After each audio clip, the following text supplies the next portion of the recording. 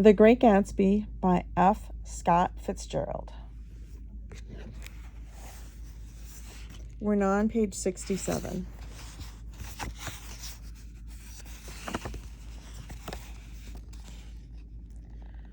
Orderi de Danilo, ran the circular legend. Montenegro, Nicholas Rex.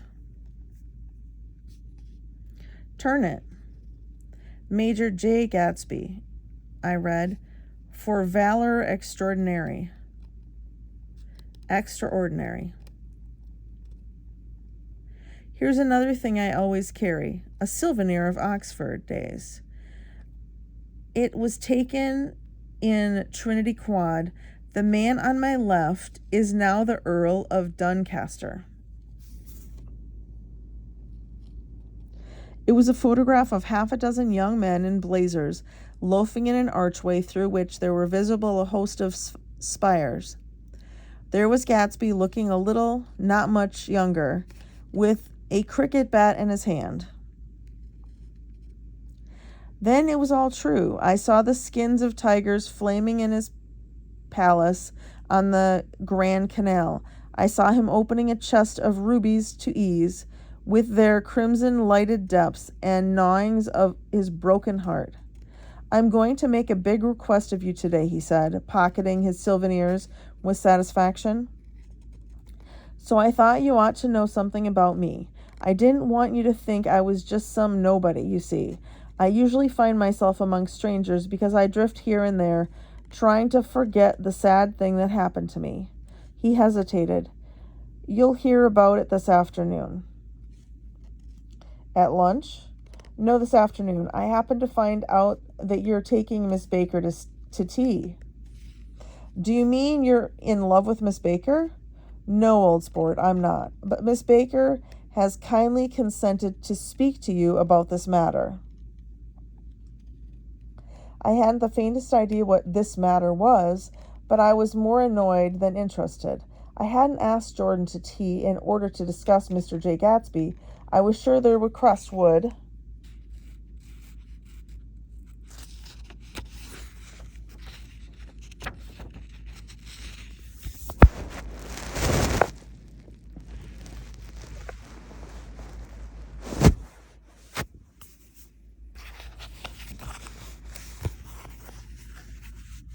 Be something utterly fantastic, and for a moment I was sorry I'd ever set foot upon his overpopulated lawn.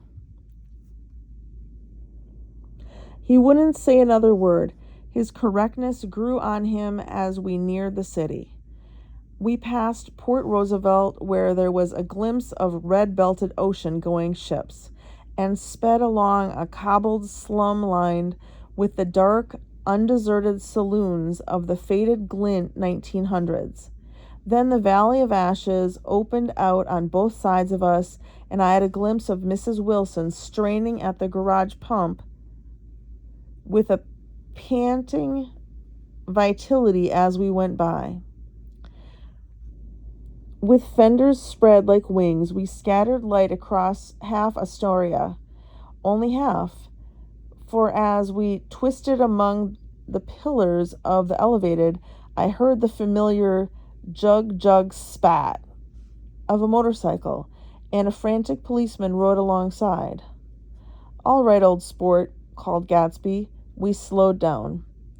Taking a white card from his wallet, he waved it before the man's eyes. Right you are, agreed the policeman, tipping his cap. Know you next time, Mr. Gatsby. Excuse me. What was that? I inquired. The picture of Oxford? I was able to do the commissioner a favor once, and he sends me a Christmas card every year.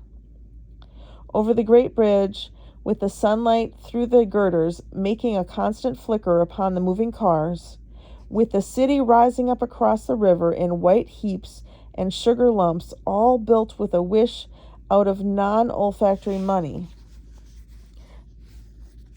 The city seen from the Queensboro Bridge is always the city seen from the first time. in its first wild promise of all the mystery and the beauty in this world. A dead man passed us in a hearse, heaped with blooms, followed by 2 carriages with drawn blinds, and by more cheerful carriages for friends. The friends looked out at us with the tragic eyes and short upper lips of southeastern Europe. And I was glad that the sight of Gatsby's splendid car was included in their somber holiday. As we crossed Blackwell's Island, a limousine passed us, driven by a white chauffeur in which sat 3 modish Negroes, 2 bucks and a girl. I laughed aloud as the yolks of their eyeballs rolled toward us in haughty rivalry. Anything can happen now that we've slid over this bridge, I thought, anything at all. Even Gatsby could happen, without any particular wonder. Roaring noon in a well-fanned 42nd Street cellar, I met Gatsby for lunch. Blinking away the brightness of the street outside, my eyes picked him out obscurely in the anteroom, talking to another man. Mr. Carraway, this is my friend, Mr. Wolfsheim. A small flat-nosed Jew raised his large head and regarded me with 2 fine growths of hair which luxuriated in either nostril. After a moment I discovered his tiny eyes in the half-darkness. So I took one look at him, said Mr. Wolfsheim, shaking his head earnestly. And what do you think I did? What? I inquired politely. But evidently he was not addressing me, for he dropped my hand and covered Mr. Gatsby with an expressive nose. I handed the money to Catspaw, and I said, "All right, Catspaw, don't pay him a penny till he shuts his mouth." He shut it then and there. Gatsby took an arm of each of us and moved forward into the restaurant, whereupon Mr. Wolfsheim swallowed a new sentence he was starting and lapsed into a solemn ambulatory abstraction.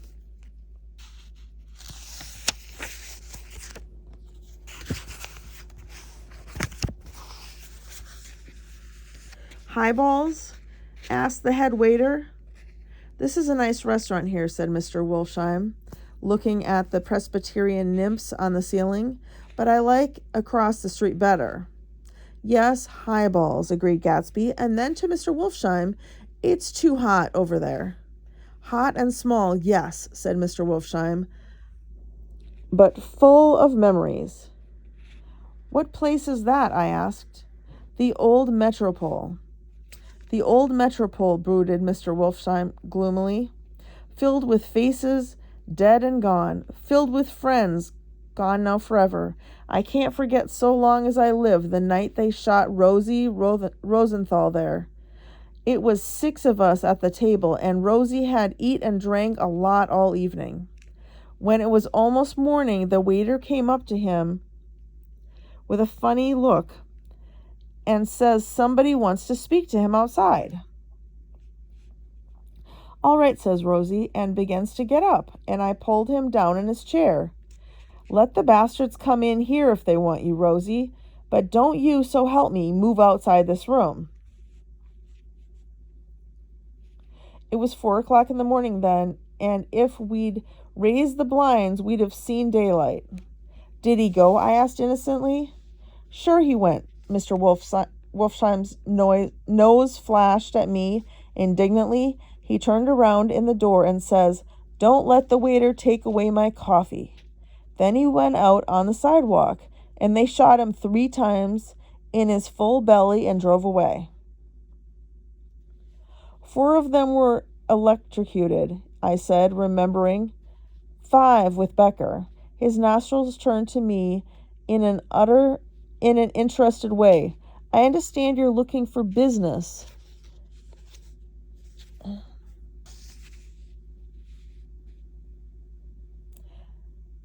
Gonington. The juxtaposition of these two remarks was startling.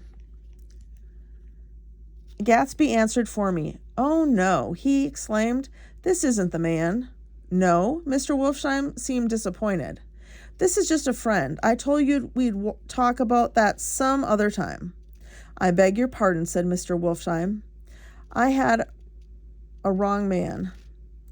A succulent hash arrived, and Mr. Wolfsheim, forgetting the more sentimental atmosphere of the old metropole, began to eat with ferocious delicacy. His eyes, meanwhile, roved very slowly all around the room. He completed the arc by turning to inspect the people directly behind. I think that except for my presence, he would have taken one short glance beneath our own table. "Look here, old sport," said Gatsby, leaning toward me. "I'm afraid I made you a little angry this morning in my car." There was the smile again, but this time I held out against it.